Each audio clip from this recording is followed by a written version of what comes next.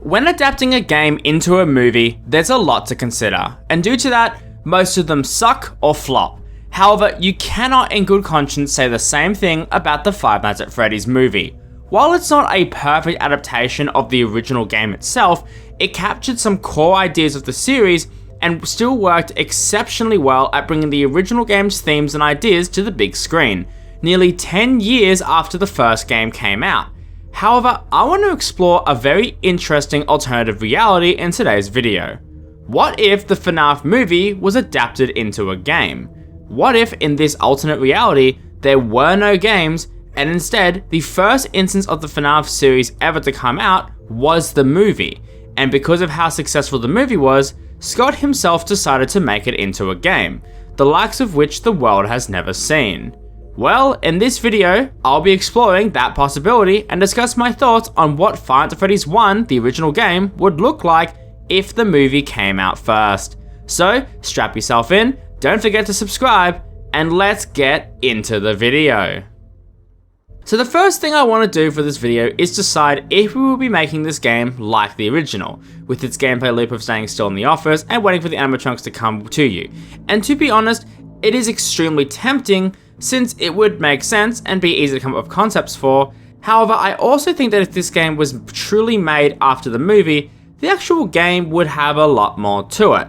I do think that the gameplay loop would be part of the experience, and probably the main part of the experience is that, but I feel like it would only be one part of the overall experience, which does open up the opportunities for what this game could be like. But now that we've established that there's going to be more to this game than meets the eye, let's begin with Night 1. Wait, this isn't Night 1. Well, not quite. I feel like if this game was made in the 2020s after the movie, there would be a prologue similar to how the movie began with the night guard running in from the vents to try and escape the animatronics. And I think this would be somewhat replicated in game form. You would be thrown right into the action. You would open on the door to the office, seeing it locked but having it slowly become less and less stable.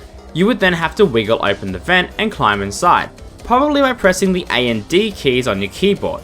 From there, you would crawl through the vent and be met with the back door and be prompted to wiggle again. All the while, you can hear Foxy humming behind you. After an immense struggle, the character would stop and turn and be wet with nothing. Then a flash and Foxy jump scare later, you would be met with the newspaper ad for a night shift position at Freddy Fazbear's Pizza, which is mysteriously opened up.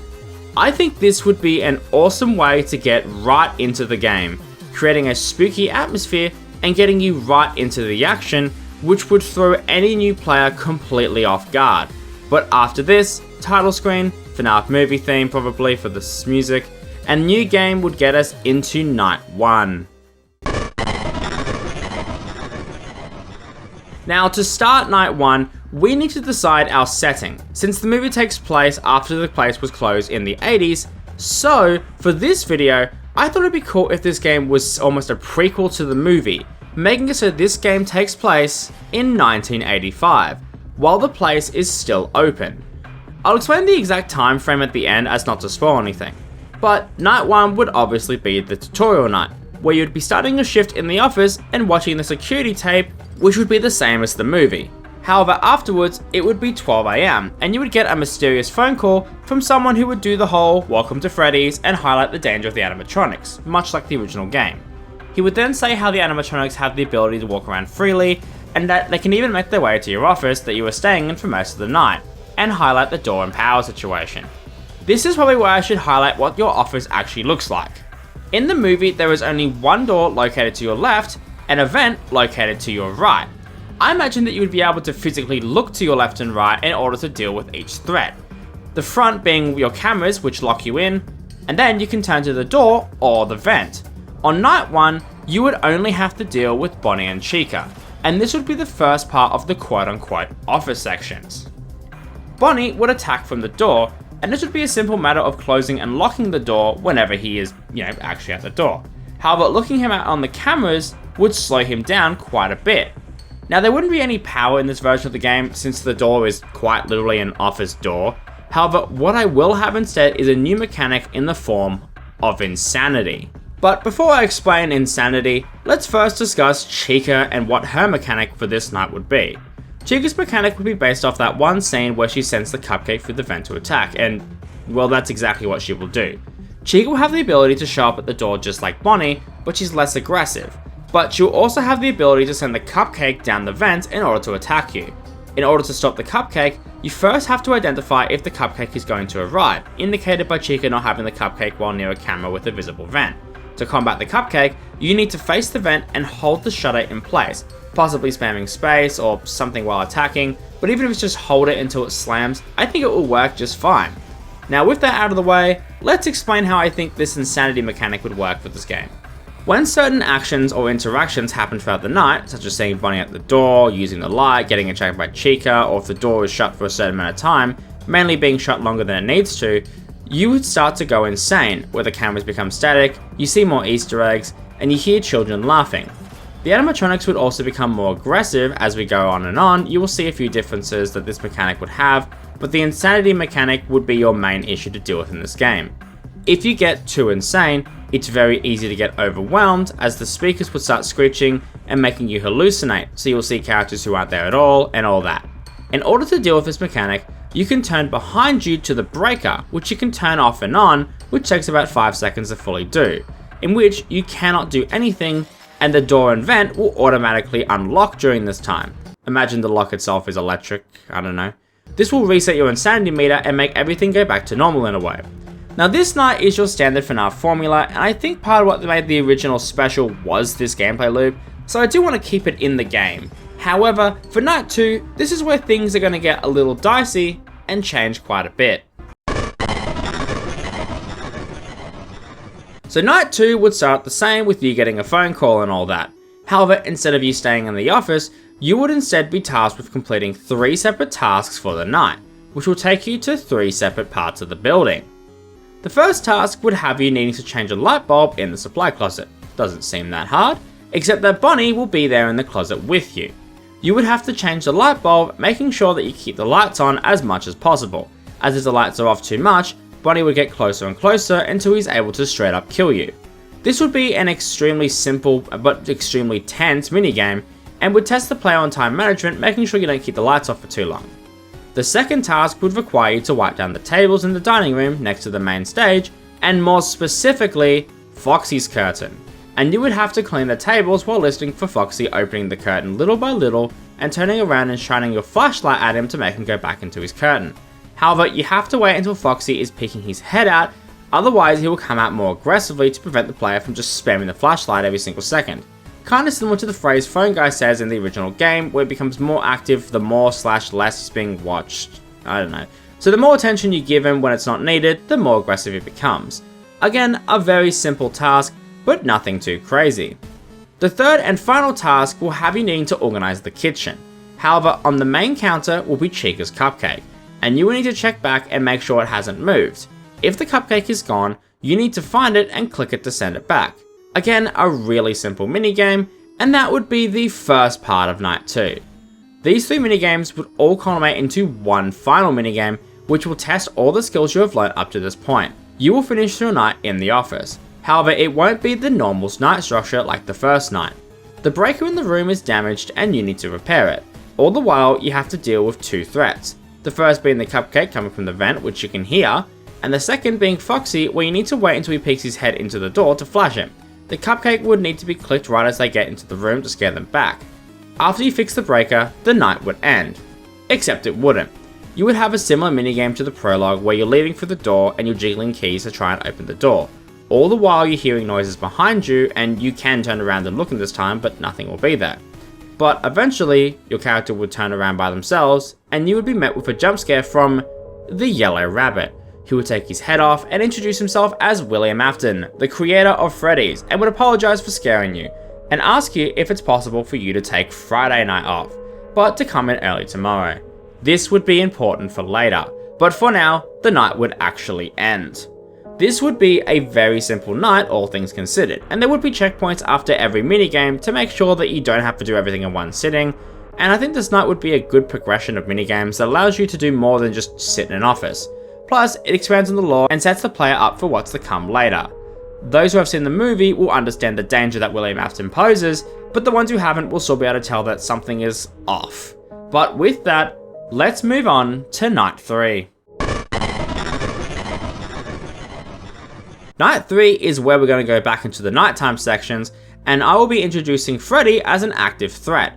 Chica and Bonnie would have the same mechanics, but Foxy and Freddy would now be here and would need to be dealt with accordingly. So for starters, let's talk about Foxy's mechanic. Foxy would obviously have a similar mechanic to the original game, since out of all the characters, he is definitely the closest to his original game counterpart in the movie. So his mechanic would require you to watch him on the camera to prevent him from moving, but camping his camera will cause him to come closer. In other words, you never want to actually close the camera with his camera selected. Once he dashes, you need to react fast, as if the door is closed beforehand, he will wait until the door is open to start running.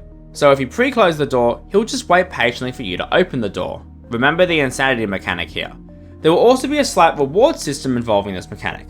If you look at the hallway and watch Foxy run down before you close the door, you will lose significantly less insanity than if you just hear him come down the hallway. This will allow for some varying strategies, as well as being able to hear Foxy run down the hallway just makes more sense, but it punishes the player for avoiding seeing him on the camera. I would also make it so that every time Foxy hits the door, it becomes less and less effective, and if he hits the door more than 4 times in a night, the door would just give way and you would die. And yes, for those die-hard jerakaigamez fans out there, I did just include a he breaks the door mechanic into this remake. You are welcome. Anyways, this would be a really simple idea that would make Foxy an actual threat, while also being different from the rest of the cast. There'd be a lot that you'd have to look out for, you have to prevent Foxy from actually showing up, it would be quite fun. But now we have Freddy, and Freddy's mechanic would honestly be very simple, but also super dangerous. Freddy is the leader of the group, and the name of the restaurant, so having him be the boss of the group and the greatest challenge just makes the most sense to me. Freddy would be smart in knowing your information is the most important thing and your ability to stay sane. So, Freddy would attack both these attributes and really test the player. Freddy would wander around the building and mess with the cameras. So, if you can't see him on the show stage, you need to find what camera he is on and look at him to send him back. The longer that Freddy is on a camera, the more static appears and the less visibility you get, as well as your insanity increasing more and more the camera that he is on is, well, selected. This would be the first part of his mechanic. Obviously for his second part, just like Bonnie and Chica, he can just show up at the door. I think this is a pretty decent gameplay loop, all things considered, and honestly, I really like it and think that it fits the movie lore super well.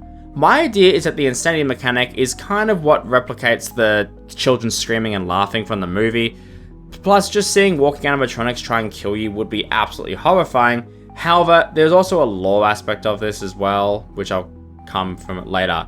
However, as some of you might know or have picked up on, the animatronics aren't haunted yet. So at this point, this is just the design of the animatronics as a whole, they see you after hours kind of deal, just like in the first game. But Night 4 is where things start to get interesting and a bit spooky.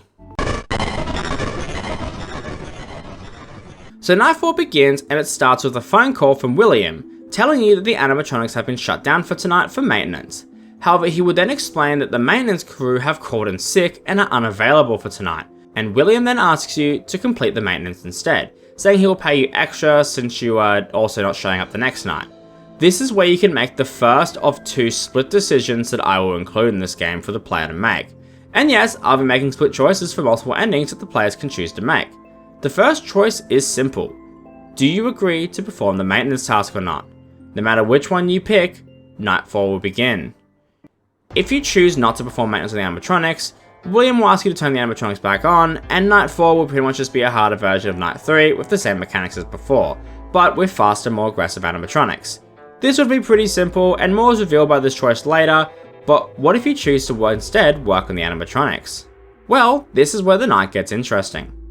Upon saying yes to completing the maintenance, you will be met with 4 minigames similar to Night 2, and there will all be maintenance tasks for each one of the animatronics, starting with Bonnie, then Chica, Foxy, and then ending with Freddy. Each minigame would have the player needing to remove certain mechanical engineering inside each character to quote-unquote make room for the new technology that will be implemented as time goes on. While working on this, each minigame would have its own set of instructions and challenges, possibly introducing the shock to sell the animatronics down if needed. But I think each minigame would have different things to watch out for. For example, keep Bonnie's guitar in tune or change strings, Chica's cupcake goes missing, Foxy gets unstable and you need to use a taser which makes him need to be put out of order, that's a fun lore idea, and Freddy needs his music box changed. And yes, I am just stealing Help Wanted's ideas for this, but they are really clever, and there's a lot you could do with these minigames regardless, though the idea is to do them on top of the main objective, which is making space for new parts, out of the old, in of the new. Overall, I don't have much else to say about this night. It would just be pretty straightforward, all things considered. But after you completed all the minigames, you would be met with one final animatronic before your shift ends.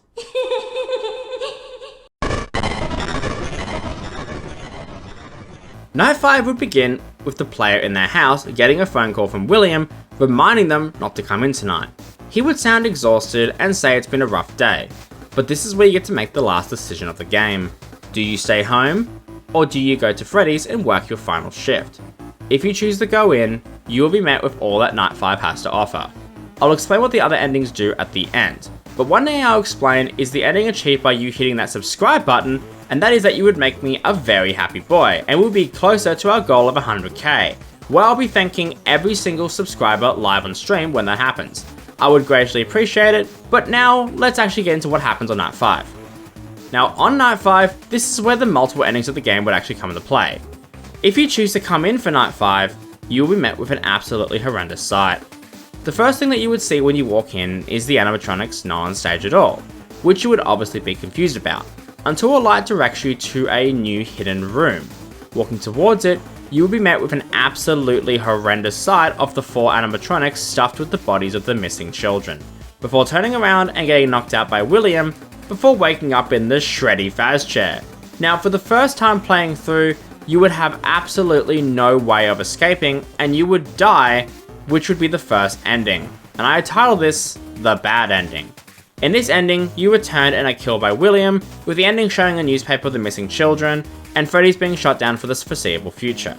Now on the contrary, if you don't show up for Night 5, depending on whether you completed the Night 4 repair stuff or not determines the next 2 endings. If you didn't complete Night 4, but don't show up on Night 5, you will receive a termination notice in the mail saying that you were fired, and that would be the end of that, being titled the Terminated Ending. However, if you did complete the minigame, you would be met at a knock on your door, and a police officer would be there asking you some questions about the missing children incident that went down. This would then cut to the same newspaper as before, except the night guard wouldn't be missing, titling this the Unknown Ending. Yeah, I don't know, this one's a bit of a tricky one to do. I mean, let me know if you have any ideas in the comments below. Obviously, these 2 endings would absolutely blow, but there is a way that you can get past the shreddy Faz chair. Now, I'll save exactly what would work to help you get past this for the endings and secrets, but for now, let's say you did all the secret steps. Once you get to Night 5, things would play out differently, but for reasons explained later. You would somehow have a screwdriver on your person when you get to the chair. From there, you would need to complete a quick minigame where you undo your screws on your hand to free yourself. Upon completing this, you would find the animatronics are now up and moving about, blocking your exit and forcing you towards the office. Now, at this point, you're probably thinking, what the actual fuck? Because these animatronics would look stuffed, obviously, and it would be absolutely horrendous to look like. But also, because this is where your previous actions come into play. If you didn't repair the animatronics, but you still came in, you'd be met with a normal night similar to Night 4, but just way harder. However, if you did repair the animatronics, the normal animatronics would be deactivated for the rest of the night, and instead, you would be met with the Fredbear suit you saw at the end of the Night 4 minigame, and this would be the final boss. Now this night would be very difficult and require you to have mastered all the mechanics. This would obviously be the harder version of Night 5, but once completed, depending on your previous actions, you get one of the 2 endings. If you didn't repair the animatronics, completing the night has you engaging in a cutscene where you once again need to escape from the door, but again would be jump scared and killed by William in the bodysuit. However, after the blood has cleared from your screen, you would be met with a newspaper clipping highlighting how William Afton, owner of Freddy Fazbear's, was arrested and sentenced to death for the murder of the 5 children and the restaurant's night guard who attempted to stop William. This would be titled The Good Ending. Because you didn't repair the animatronics, the children were not hidden well, and they were discovered, as well as the player's death alerting the authorities. Obviously, a bit of an interesting ending, but one that I find quite fitting. However, if you did repair the animatronics, once you escape, the player will be met with a newspaper clipping showcasing that the player themselves was arrested and sent to a mental ward for reasons of insanity and for the murder of the children, where you were stated to be locked up for the remainder of your days. Also, it would highlight that the children were never found. And with that, you are met with the true ending. And this is my idea for what might have happened. William tricks the night guard into repairing the animatronics and making space for the children to be hidden. And the insanity makes the police not have a second look. The children were never found, the dots were never connected, and William just has to deal with the restaurant being shut down with no ties to him personally, as he moves on to other work. And with that, we have covered my take on what the main game would look like. Maybe a bit similar to the original, but with some really awesome new elements. I do also apologize for not being able to show you actual gameplay concepts, but you know, budgeting and also not very good at that stuff. But I hope you've been enjoying this video so far regardless. But to finish this video off, let's go over some extras and Easter eggs that I think would make this game the cherry on top. So for starters, Night 5 would be where all the main Easter eggs would come, the typical horror stuff, but in terms of that screwdriver I mentioned before, this would be encountered on Night 2. When in the supply closet with Bonnie, you would see the screwdriver on the shelf next to the light bulb. When you successfully grab it, you will have it for Night 5. I thought this would be the best time to actually get it since it would be the most hidden, make the most sense for it to actually be there, and this is the most tense moment in Night 2, so 95% of players wouldn't click it on their first playthrough. Now, for the extras themselves, I do think a custom night would be cool, but otherwise, I don't think this game needs that much. Now for the game itself, I did consider some free roam ideas, and there would also be probably some secret mini games or something like that that the games are so well known for. I just don't really know exactly what that would look like. And like I said before, I couldn't show off any concepts, so that's not to say that won't always be the case though.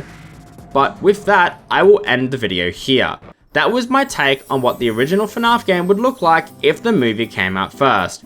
This was a lot of fun, and I would love to try and make more ideas like this one. So let me know your thoughts in the comments below. Thank you to all my channel members, and I will see you in the next video.